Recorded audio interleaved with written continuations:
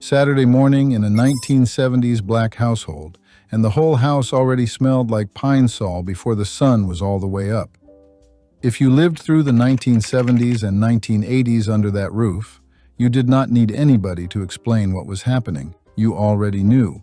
The rules were never posted on a wall. They did not need to be. You learned them the way you learned to breathe, one correction at a time, and you carried every single one into adulthood. Number 19 held everything from dead batteries to church fans to rubber bands nobody remembered buying. Number 7 is where this list gets personal. And number 3 sat behind glass for decades without a single fingerprint on it. Hit subscribe, because here are 25 signs you grew up in a black household in the 1970s and 1980s. Number 25. Plastic on the furniture. Your thighs could tell you the season before you looked out the window. Summer meant your skin stuck to that clear vinyl cover on the sofa like it owed something. Winter meant a cold shock straight through your church clothes the second you sat down. Your mother put that plastic there because the couch underneath represented 4 paychecks, maybe 5. Nobody was putting Kool-Aid stains or hair grease on a 5-paycheck sofa. Company came over, the plastic stayed on. Thanksgiving came, the plastic stayed on.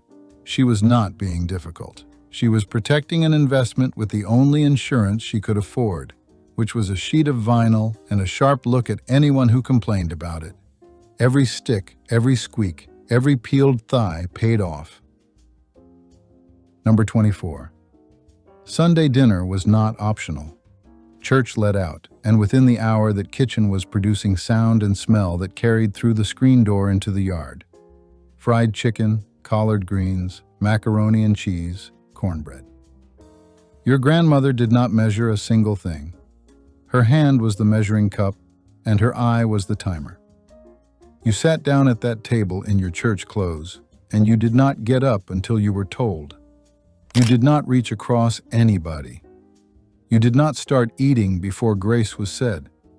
And if a guest showed up unannounced, a plate appeared like it had been waiting for them all along. That table was not just a meal. It was a weekly reset where the whole family confirmed it was still together, still fed, still accounted for. Number 23. The look. Your mother did not need to raise her voice in public. She had a face for that. You could be acting up in the middle of a grocery store aisle, reaching for something you had already been told you could not have, and all she had to do was turn her head. One look. That single expression carried every threat, every consequence, and every disappointment she would ever need to communicate. Other parents counted to 3. Your mother counted to 0 with her eyes. You fixed your behavior so fast your spine straightened before your brain caught up. No words, no scene, no negotiation. That look kept order in church pews, department stores, and family reunions with a perfect record. Number 22. The encyclopedia set. Somewhere between the television and the front door, there was a shelf holding a full set of encyclopedias that cost more than the TV. World Book, Britannica, Funk, and Wagnalls. Your parents bought them from a door-to-door salesman on a payment plan that stretched longer than most car loans. Those books said this is a house where education matters, even when the school system does not always agree. You cracked one open for a book report in 4th grade, and the binding made a sound like it had never been touched. The set was not there for daily use. It was a declaration that knowledge lived in this house. Most of those sets ended up at garage sales by the early 1990s, but for 2 decades they held their ground like furniture that meant something. Number 21. Washing and reusing aluminum foil. Your mother pulled a sheet of foil off a baking pan, rinsed it under warm water, dried it flat on the counter, folded it, and put it back in the drawer for next time. Same with plastic bags, bread bags, butter containers. Nothing got used once. This was not recycling. Nobody called it that. It was just the way things worked when money was close and waste felt personal. A roll of aluminum foil lasted months in a black household because every sheet had 3 or 4 lives before it was done. Today they sell reusable everything at a premium and call it sustainable. Your mother did it for free and never needed a label. Number 20, the candy lady on the block. Every neighborhood had one. She operated out of her kitchen or her front window, and her inventory was better organized than most corner stores. Lemon heads, now and laters, Jolly Ranchers, pickles soaked in Kool-Aid, frozen cups in every color. Prices were a dime or a quarter, and she did not take credit. You brought your coins, you got your candy, and you did not touch anything before you paid. That woman ran a business with no storefront, no permit, no register, and a customer base that stretched the whole block. She kept neighborhood children fed between meals and kept spare change circulating in a closed loop. Nobody reported her. She was an institution that required nothing but a freezer, a window, and a reputation. Every object in a black household in the 1970s and 1980s carried a second meaning. The couch was proof the family could afford something worth protecting. The foil was a daily act of stretching what you had further than it was supposed to go. Black families in those decades ran households on wages that left no margin, in neighborhoods where the nearest grocery store already charged more than the one across town. So the house became a system. Every room had its rules, every object had its purpose, and every habit served the larger project of keeping the family upright, dignified, and a step ahead of whatever was pressing against the walls from the outside. Number 19. The junk drawer. Every black household had exactly one drawer in the kitchen that held everything the rest of the house could not explain. Batteries that might still work, rubber bands saved from the Sunday newspaper, a screwdriver with a cracked handle, birthday candles from 2 years ago, twist ties, takeout menus, a flashlight without a bulb, church bulletins folded in half, a key that opened nothing anyone could remember. You were not supposed to go through that drawer without asking, but you did, because it was the most honest space in the entire house. Everything else was curated. The living room said we have taste. The dining room said we sit down together. The front yard said we take care of what is ours. But the junk drawer told the truth, which was that life comes with loose parts that do not fit anywhere, and you keep them because throwing something away feels like giving up on the chance it might matter again. Your mother knew where everything in that drawer was. You could ask her for a Phillips head screwdriver at 10 at night, and she would reach past the expired coupons and hand it to you in 4 seconds. That drawer looked like chaos to everybody else. To her, it was a system she maintained entirely in her head. In a house where every surface was kept clean, that one drawer got to exist on its own terms. No order, no consequences. It was the most forgiving corner of the entire building. Number 18. Vaseline. That blue jar lived in every bathroom, every bedroom nightstand, and sometimes the kitchen counter. Ashy elbows got Vaseline. Dry lips got Vaseline. A scratch on your knee got Vaseline. Your mother put it on your face before you left the house in winter like she was weatherproofing a porch. You walked to school shining. Nobody questioned whether petroleum jelly belonged on human skin. It worked. It was cheap. And one jar lasted months. Your grandmother used it. Her mother used it before her. Dermatologists today have opinions about petroleum jelly. Your family had results, and the results never needed a second opinion. Number 17. The company towels. There was a set of towels in the bathroom that you were not allowed to use. They matched. They were folded in a way that suggested professional training. They hung on the rack, and if you dried your hands on them, you had made a serious error in judgment about your standing in the household. Those towels were for company, guests who came for dinner, the pastor stopping by after Sunday service, your aunt visiting from out of town. Your towel was the everyday one, the one with the frayed edge and the faded color.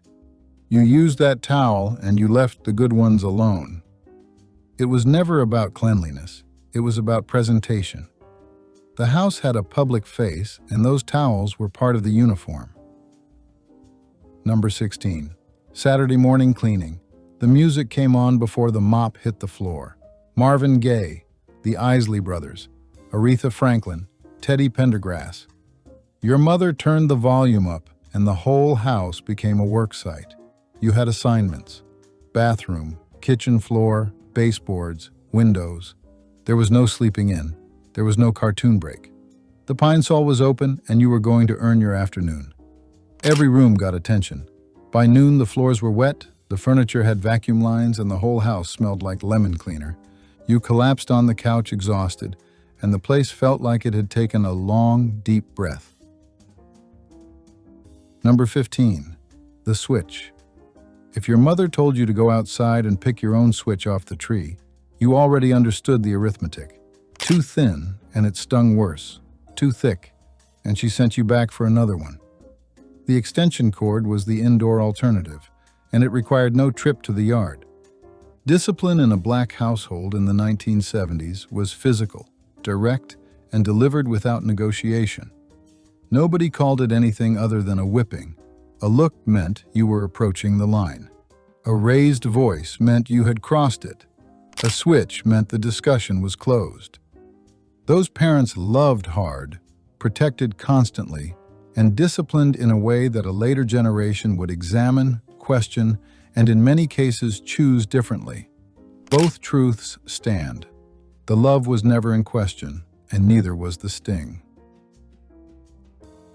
Number 14. Knowing every neighbor by name. You did not just live on your block lived with you. Miss Johnson, 3 houses down, watched you walk to school every morning from her front porch, and she would call your mother by lunchtime if you veered the wrong direction.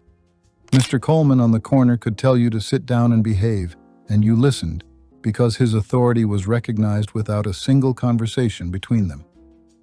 Every adult on that street had standing permission to correct you, feed you, and report back before you made it through the front door. If you fell off your bike in front of Mr. Davis's house, he picked you up, cleaned the scrape, and walked you home with a lecture about speed. If Miss Erline 2 doors over saw you talking back to a grown person, the news reached your mother before dinner. This system ran on no technology, just adults who knew each other's children by first name and understood that raising a child was never meant to be a solo operation. It belonged to the block, the church, and the family in that order. By the late 1980s, that fabric thinned. Families moved for work.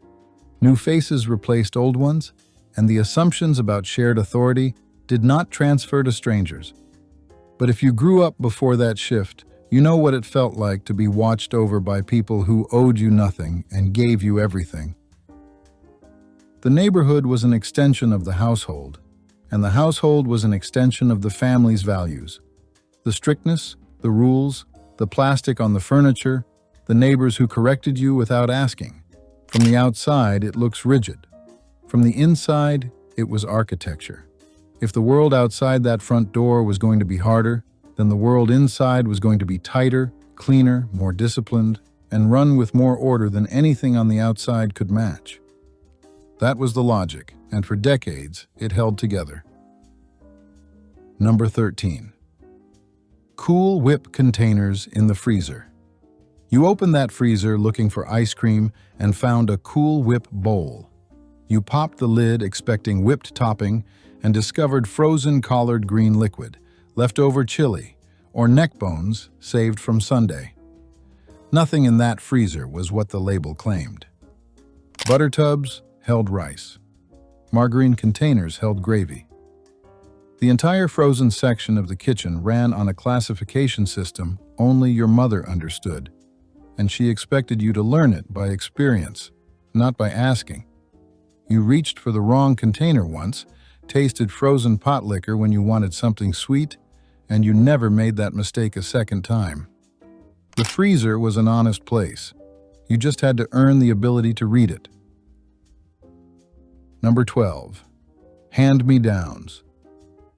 Your cousin in Detroit outgrew a winter coat, and by February, it was hanging in your closet in Memphis. Clothes did not belong to one child. They belonged to the family, and they traveled a circuit that could stretch across 3 states and 4 years before they wore out. You wore your older brother's church shoes.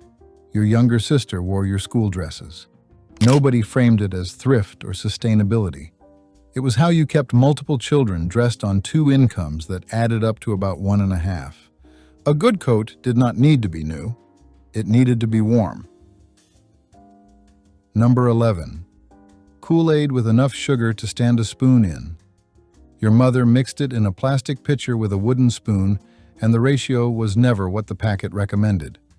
More sugar, more water, a second packet if company was expected.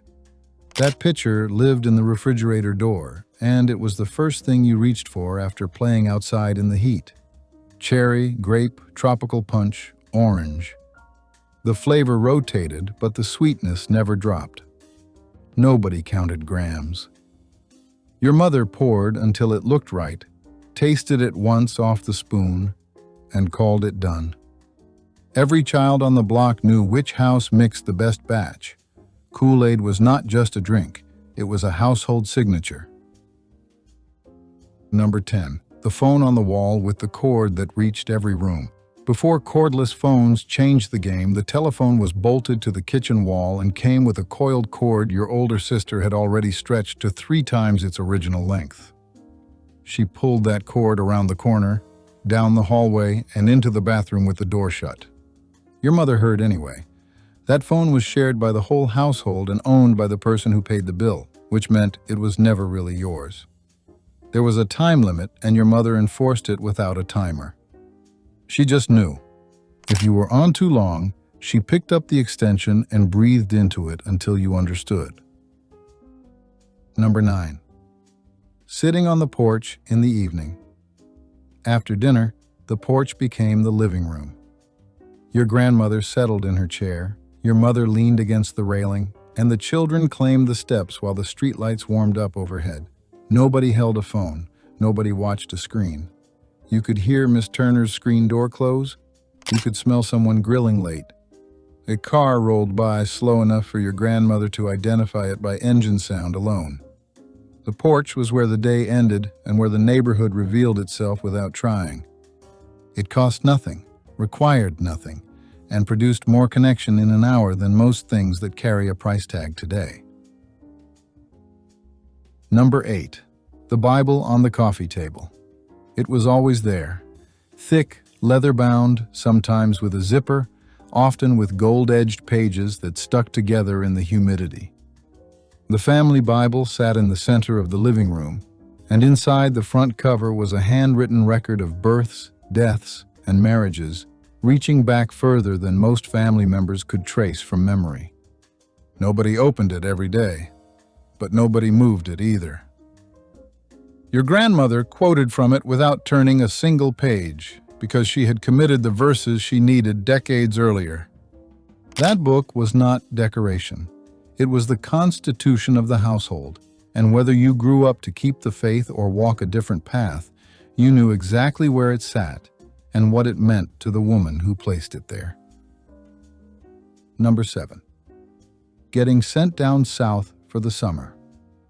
School let out in June, and by the first week of July, you were on a Greyhound bus or packed into the back seat heading to Mississippi, Alabama, Georgia, or the Carolinas. Your parents grew up there. Your grandparents still lived there. And every summer, you went back to a place that moved at a speed your city life could not match. You woke up when the rooster decided, not when a clock told you. You ate vegetables that came out of the ground that morning. Collard greens still had dirt on the leaves 20 minutes before they reached the plate. The well water tasted like iron, and the morning air carried red clay and cut grass. Your grandmother down south operated at her own pace. She cooked without measuring a thing, told stories that wandered for 20 minutes before arriving at a point, and neither one was something you could rush. She knew your name, your parents' names, your great-aunt's married name, and the full names of people who died before you were born. That summer was not a vacation. It was a transfer of knowledge dressed up as a visit. You learned where the family started, what the older generations survived, and why your mother carried herself the way she did in a northern city that never fully felt like home. You were sent to the source so the source could leave its mark on you. It did. Number 6. The pressing comb on Saturday night. Before church on Sunday morning, hair had to be done. The pressing comb sat on the stove burner, heating until it was ready, and the kitchen filled with the smell of Blue Magic hair grease and hot metal. You sat in a chair with a towel wrapped around your shoulders, and your mother or your older sister pulled that comb through your hair one section at a time. You held your ear down with your palm so the teeth would not graze it, and you sat still because you were told to sit still. The sizzle was the sound of preparation. Sunday was coming, and you were going to walk into that church with your hair pressed straight and gleaming. Nobody questioned the routine. It took patience, it took heat, and it took absolute trust in the hand holding the comb. Number 5. Wait until your father gets home. Those 6 words suspended time. Whatever you had done wrong, the punishment was not arriving now. It was coming later, after your father walked through the door, after your mother explained what happened in the kitchen where you could not hear. The wait was the punishment before the punishment. You sat in your room running the numbers on how bad it was going to be, and the math never worked in your favor. Your mother used this phrase not because she lacked authority, she had plenty. She chose to share the weight because the household ran on a system where both parents co-signed the serious consequences. By the time your father appeared in the doorway, you had already convicted yourself 10 times over. The actual verdict was a formality. Number 4. Eating before you went to someone else's house. Your mother fed you a full meal before you left for a birthday party, a cookout, a sleepover. You ate at home first, because you were not going to show up at somebody else's table looking hungry. This was never about the food. It was about how your family appeared to the outside world. A child who ate like nobody fed them reflected on the mother who sent them out the door. So you ate 2 dinners, one real, one for show. You arrived at the party with a full stomach and a polite appetite, took a modest plate, said thank you, and did not go back for more. Number 3. The good china. There was a cabinet in the dining room, usually with glass doors, and behind that glass sat a set of dishes nobody used. Plates with gold trim, matching teacups on saucers, a gravy boat that had never once held gravy. Your mother saved for that set over years, and it represented something she refused to risk on a regular Tuesday. The good china appeared on Thanksgiving, maybe Christmas, maybe when the pastor came for dinner. Otherwise, it stayed behind the glass, visible but untouchable, like a museum exhibit installed inside your own home. That china was proof the household had a formal register, a higher gear it could reach when the occasion called for it. The fact that it was there, gleaming behind glass in a house that worked hard for everything it owned, said all it needed to say. Number 2. Everybody ate together at the table. There was no plate in the bedroom. There was no bowl balanced on the couch. When dinner was ready, you came to the table and you stayed until you were excused. The television might be on in the next room, but you could not see it from your seat. Your father sat at one end. Your mother sat at the other. The children filled the sides, and every head bowed before the first fork moved. If someone was missing, the empty chair asked the question louder than anyone sitting down would. Dinner was not just a meal. It was a daily attendance check, a confirmation that the family was intact and accountable for another evening. The table still exists in most homes today. It holds mail now. Number 1. The screen door. Every house had one, and it made a sound when it shut that could tell you who just walked in. Your mother knew by the speed of the slam whether you came home happy, scared, or carrying trouble. That door was the border between the world and the household. Outside it, you answered to the block, the school, the street. Inside it, you were under the jurisdiction of your parents. You ran home before those street lights came on. grabbed the handle, and the spring snapped it shut behind you. That sound meant you made it. Every sign on this list lived behind that door. The plastic-covered couch, the Bible on the table, the kitchen where nobody measured a thing. The house was never just a building. It was the answer to everything on the other side of it. Every household behind every one of those screen doors ran on the same unspoken contract. Keep it clean, keep it together, keep it moving forward. Which of these signs hit closest to home? The comments are open and the memories are welcome.